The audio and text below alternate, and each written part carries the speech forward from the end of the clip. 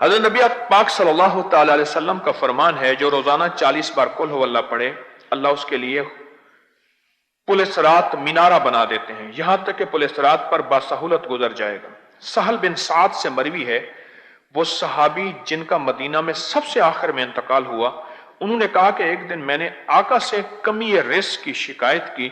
آپ نے فرمایا جب گھر میں جا سلام کر اور قل ہو اللہ پڑھ۔ اس نے ایسا ہی کیا، اس کے اوپر اللہ نے اتنی کثرت سے فراغی کی، اس کا فیض اس کے پڑوسیوں تک پہنچا، اور اتنا پہنچا کہ پڑوسیوں کو بھی اللہ نے رزق وسیع عطا کر دیا۔ ایک دفعہ سلام اور ایک دفعہ قل ہو اللہ، بس۔ میں کئی بار بتاتا ہوں، بار بار بتاتا ہوں، اس لیے سبق پکا بھی ہو جائے، یاد بھی ہو جائے۔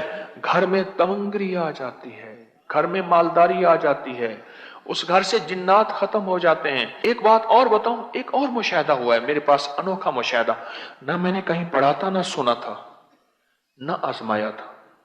میرے لفظ غور سے سن، نہ پڑھا تھا، نہ سنا تھا، نہ آزمایا تھا۔